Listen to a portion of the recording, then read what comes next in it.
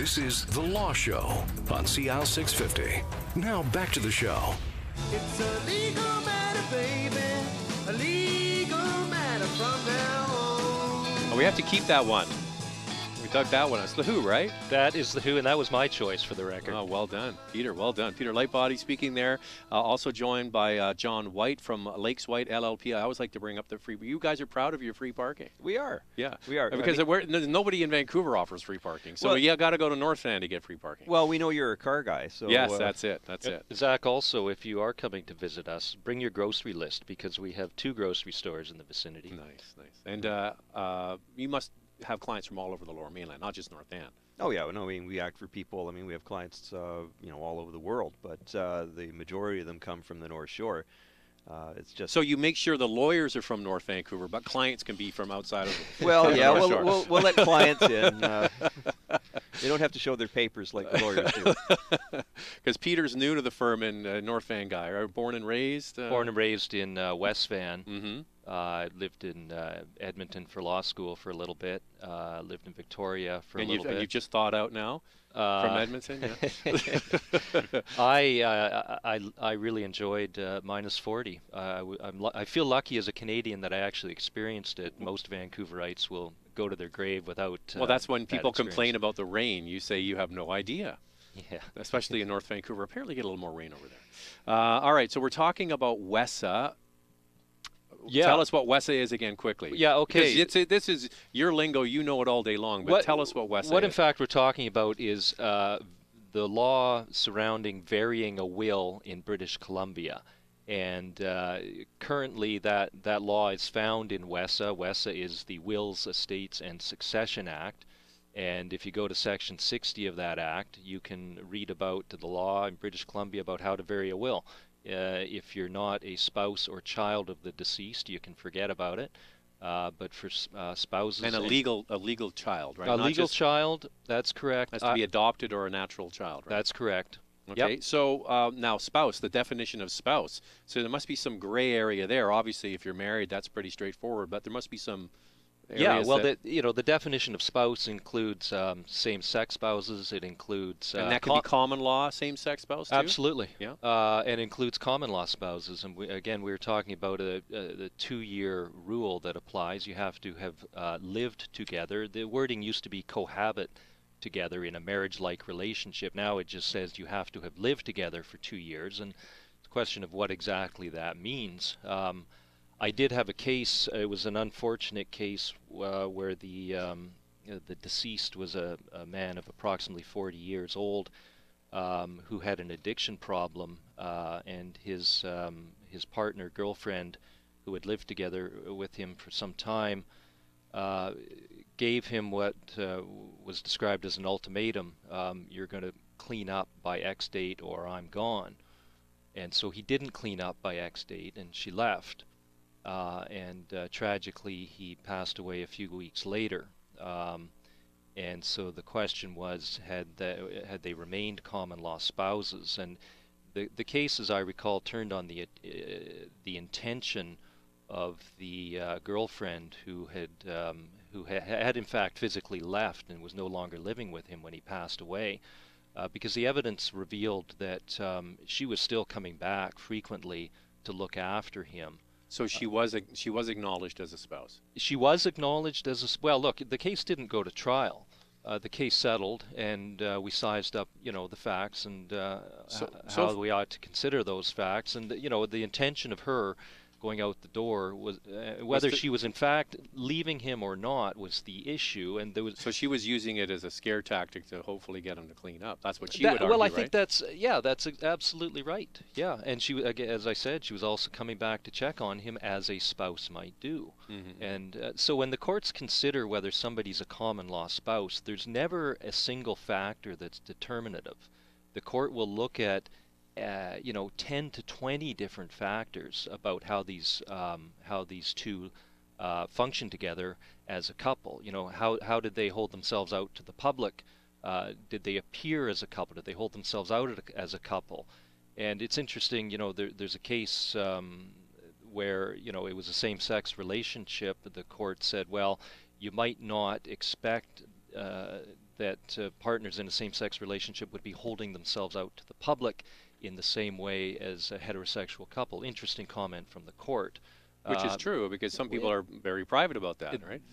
That case did go to trial, and one of them was described as a, quote, closet homosexual. It was like, you know, on pain of death, nobody's going to know about our relationship. So they put it out that they were roommates kind of thing, right? In fact, they put it out that the surviving spouse was the chef. They opened a restaurant. He was found not to be a spouse for other very solid reasons. But when they were in a relationship together, he was the chef and needed somewhere to live. So when you are in a common law relationship, say, for example, you are together for 5 years and then somebody leaves, and a month later, the other person dies. So what is the timeline? It's from the moment you walk out the door, or is it 90 days where you're officially kind of broken up, right? Well, I mean, for a marriage-like relationship, as the Act describes it, that ends, according to WESA, when one or both persons terminate the relationship. And that's been a concern of ours for a while, that provision. Because you can just say, I'm done, but you might be living in the basement.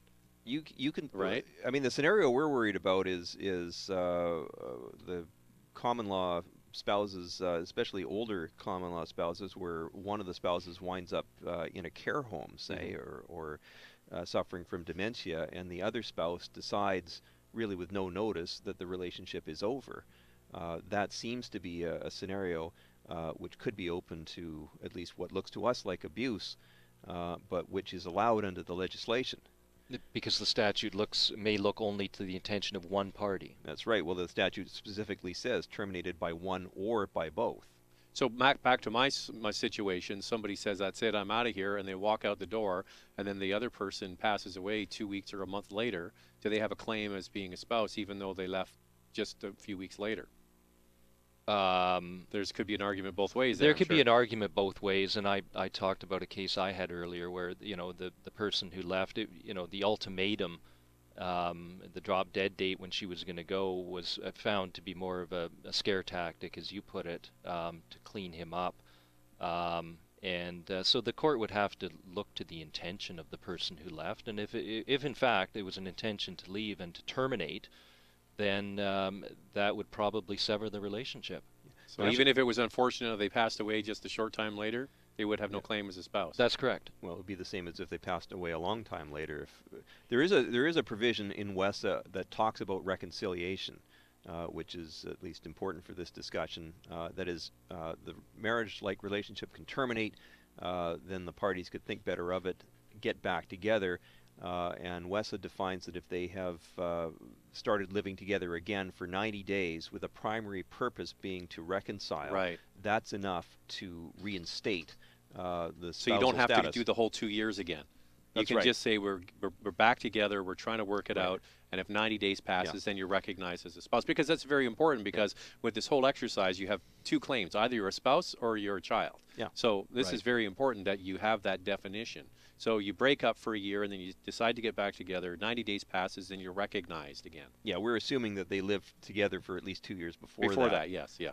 Now, what about, there must be some gray area around people who live in the same house, like who are they a spouse? Is this sort of, you talk about the chef. I mean, outwardly to the world, this guy's the chef, but he really is the partner. I mean, you must have situations like that. People who are just sort of around. Right? And that could be just, I mean, the kids might say, well, they're just kind of an interloper and a freeloader, but they would claim that they actually had a relationship. Well, relationships come in all shapes and sizes, more so today and increasingly as people aren't getting married, right? Yeah. People aren't getting married. There's social revolution of a few decades ago, and anything goes now. Mm-hmm. So I have seen a situation, it was a case that I handled, where the deceased woman was about 82, passed away tragically of cancer. She did have a male living in the home with her for over 30 years, the evidence revealed. She did a will which gave everything to her children and nothing to him. And so, you know, he brought forward a claim alleging that he was a common law spouse, and it was hotly contested because there was what I thought was a reasonable argument from the children that this was a relationship of companionship. There was evidence that he drove her around to different appointments and whatnot, and she in fact didn't have her driver's license. So there's like a driving Miss Daisy situation, right? That's a phrase that came up in the context of the case. So where did that end up? Well, that ended up in a settlement. It didn't go to court. It did not go to court. Yeah. Had it gone, what do you think would have happened? No, I'm not going there. I'm not going there. Something I like about estate litigation is that you've got a lot of lawyers who have seen a lot of cases, who are good at it, and you size up a case, and you can usually sort of determine what a range of what a reasonable outcome is, and then you try to wrap it up, which is in everybody's interests. And if you had 100. What would be the percentage where you kind of wrap these up so they don't need to go to court and battle it out? Well, certainly over 90. Really? I think the statistics show 95%. And that's in the best interest of the people who are going to hopefully get some money out of this, is it's not all going to get spent. Well, most certainly. With the rising real estate prices in Vancouver, you may see more cases going to court because there's more at stake. Yeah, there's just more at stake. Yeah, the risks. It's more worth the risk. Yeah. When we come back, we're going to talk about. We've talked about WESA, what it is, when you have to apply. It's only 180 days. Who can apply? We've talked about spouses. After the break, we're going to come back and talk about children and their claim when we return on The Law Show next on CL 650. There's more of the show still ahead. This is The Law Show on CL 650.